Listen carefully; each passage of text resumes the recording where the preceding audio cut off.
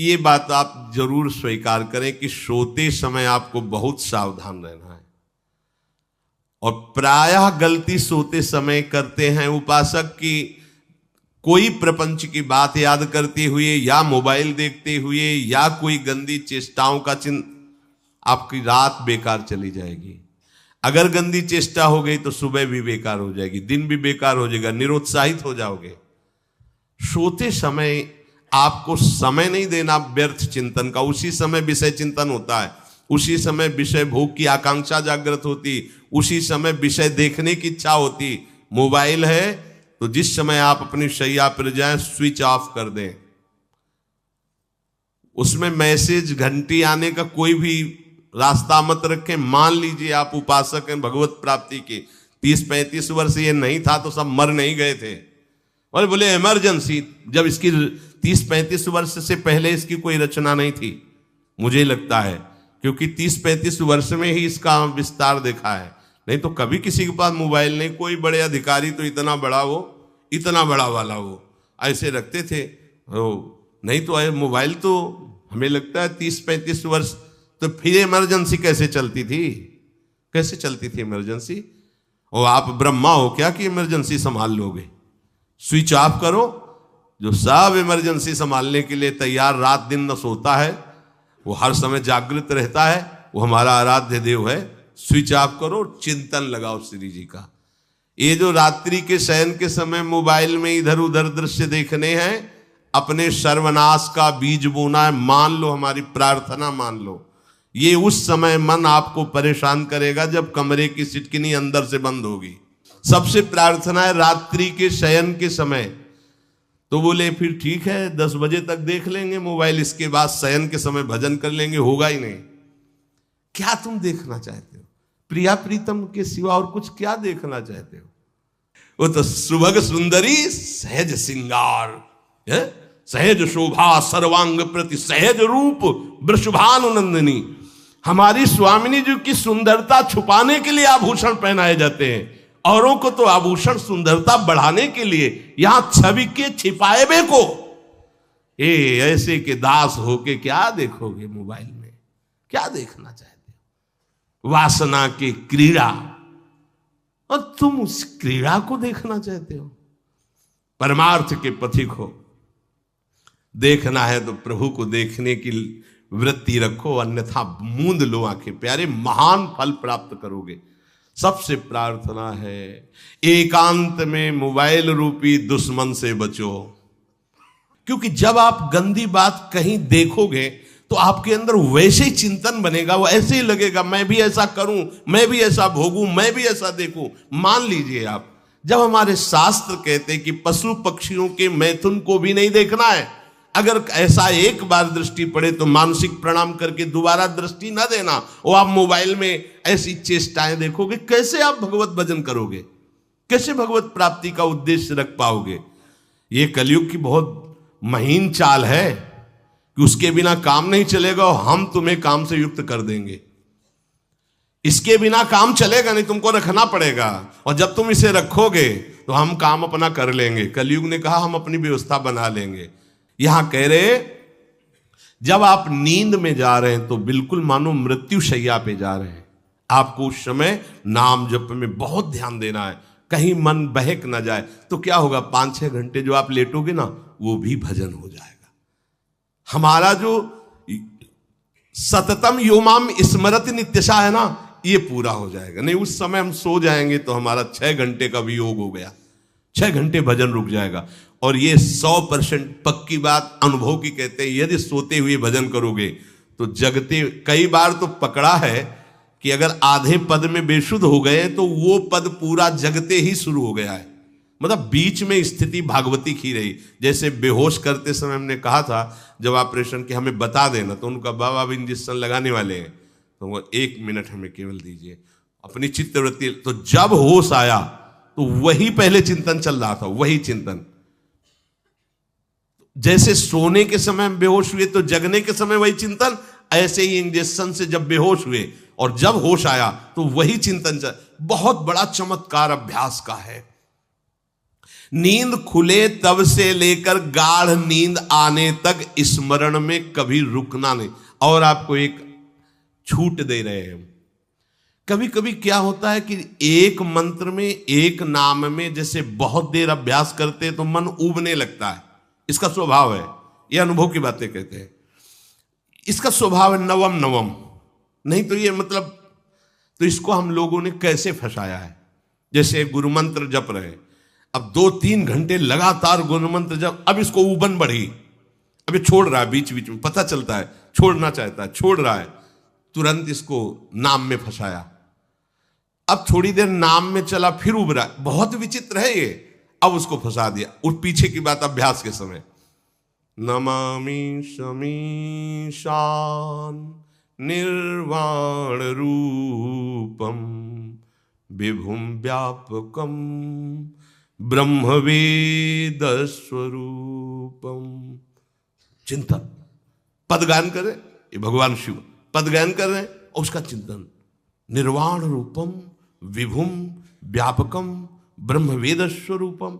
अब अपने यहां अवसर है, सुंदर सुंदर कोई पद गुरु मंत्र जब करते हुए मन जब उबने लगे, राधा वल्लभ श्री हरिवंश, राधा वल्लभ श्री हरिवंश, राधा वल्लभ श्री हरिवंश, इसमें भी उबने लगे, शुरू कर, जोई जोई प्यारो करे सोई मोही भावे, भावे मोही जोई, इसमें भी उबने लगे। सुधा निधि का कोई एक लाइन ले लो, ब्रह्मेश्वरादि सुदुरूह पदारविंद श्रीमत् पराग परमाद्भुत वैभव, ब्रह्मेश्वरादि सुदुरूह छोड़ना नहीं है, तू भाग में नवम नवम दे रहा हूं, नवम नवम। इसको फंसाने के लिए आपके पास अस्त्र हो, जैसे यहां चाकू, यहां पिस्तौल, तलवार, ये वो सब बिल्कुल वीर सजा रहता है, ऐसे ही अपने लोग सजे रहते।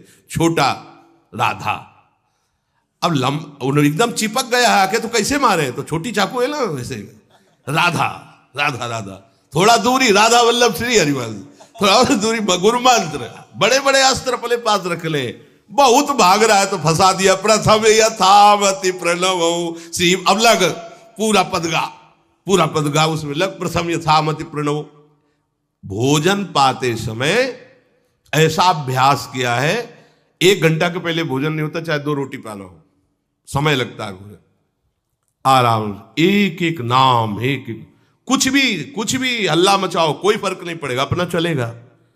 अभ्यास स्नान के समय, भोजन के समय, किसी क्रिया के करते समय, किसी से बात करते समय, सोते समय, ये विशेष स्थान जहां में सावधान रहना है। यहां भजन छूटता है, ध्यान देना, यही भजन छूटता है। चलते समय, क्रियावान होते समय, प्रसाद पाते समय या किसी से बतराते समय, ये सब भजन के छूटने के स्थान है और यही पकड़ना है भजन को।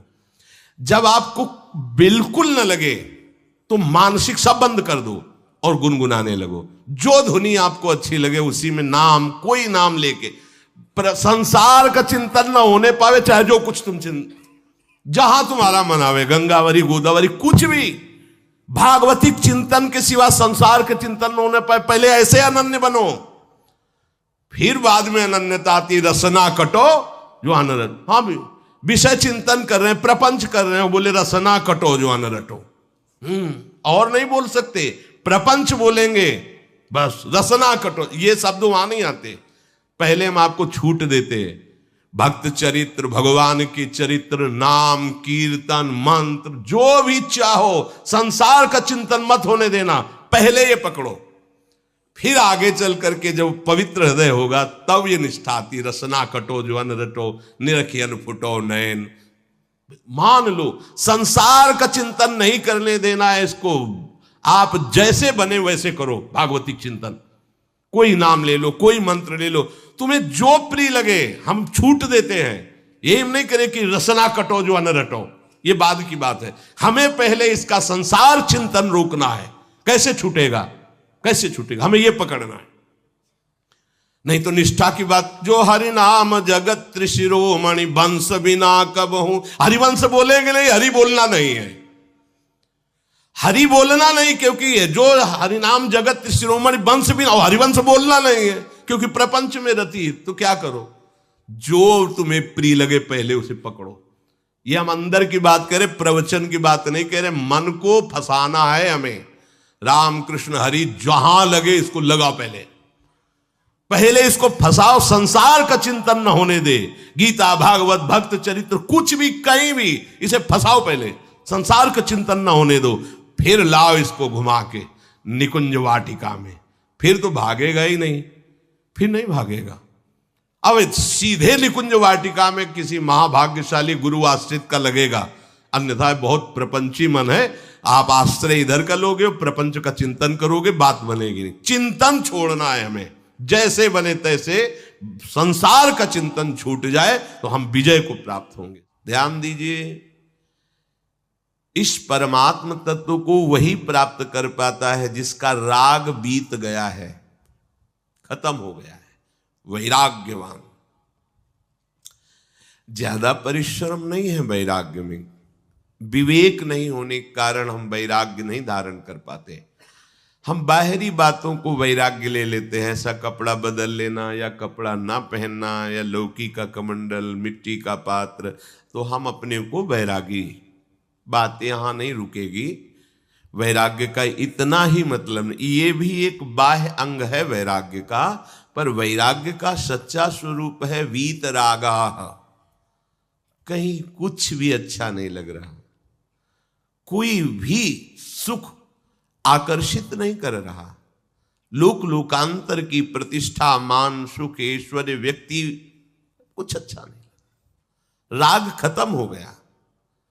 ऐसा उस अक्षर ब्रह्म को, अविनाशी तत्व को जान पाता है। जगते भयो फिरे बैरागी। जैसी हरिवंश प्रपंच बंच सब ये काल ब्याल को खायो। हालत यह है कि जैसे सांप। सिंहासन बत्तीसी की पहली कहानी। पहली पुतली रत्न मंजरी की कहानी। अम्बावती में एक राजा राज्य करता था। वह बड़ा दानी था। उसी राज्य में धर्मसेन नाम का एक और बड़ा राजा हुआ। उसकी 4 रानियां थीं। एक ब्राह्मण थी, दूसरी क्षत्रिय थी, तीसरी वैश्य और चौथी शूद्र। ब्रह्माणी से एक पुत्र हुआ जिसका नाम ब्रह्माणित रखा गया। क्षत्रियाणी से 3 बेटे हुए। एक का नाम शंख, दूसरे का नाम विक्रमादित्य और तीसरे का नाम भरतहरि रखा गया। वैश्य से एक लड़का हुआ जिसका नाम चंद्र रखा गया। क्षुद्राणी से धनवंतरी हुए। जब वे लड़के बड़े हुए तो ब्रह्माणी का बेटा घर से निकल पड़ा और धारापुर आया। हे राजन, वहाँ के राजा तुम्हारे पिता थे। उस लड़के ने राजा को मार डाला और राज्य अपने हाथ में लेकर उस पे शासन करके उज्जैन पहुँचा। संयोग की बात है कि उज्जैन में आते ही वह मर गया। उसके मरने पर क्षत्रियाणी का बेटा शंख गद्दी पर बैठा। कुछ समय बाद विक्रमादित्य गद्दी पर बैठे। एक दिन राजा विक्रमादित्य को राजा बाहुबल के बारे में पता चला कि जिस गद्दी पर वह बैठे हैं वह राजा बाहुबल की कृपा से है। पंडित ने सलाह दी कि हे राजा, आपको जग जानता है, लेकिन जब तक आप बाहुबल आपका राज तिलक नहीं करेंगे तब तक आपका राज्य अचल नहीं होगा। आप उनसे राज तिलक करवाओ। विक्रमादित्य ने कहा अच्छा, और वह अपने ज्ञानी और विश्वसनीय साथी लुतवर्ण को साथ लेकर वहां गए। बाहुबल ने बड़े आदर से उनका स्वागत किया। 5 दिन बीत गए। लुतवर्ण ने विक्रमादित्य को सलाह दी कि जब आप विदा लेंगे तब राजा बाहुबल आपसे कुछ मांगने को कहेंगे। राजा के घर में एक सिंहासन है जिसे साक्षात महादेव ने राजा इंद्र को दिया था और बाद में इंद्र ने बाहुबल को दिया। उस सिंहासन में यह गुण है कि जो उस पर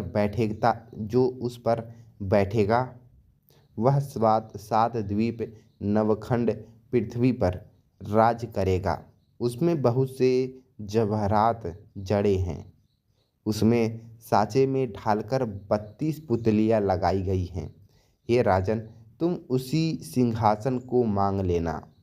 अगले दिन जब विक्रमादित्य विदा लेने गए तो उसने वही सिंहासन मांग लिया।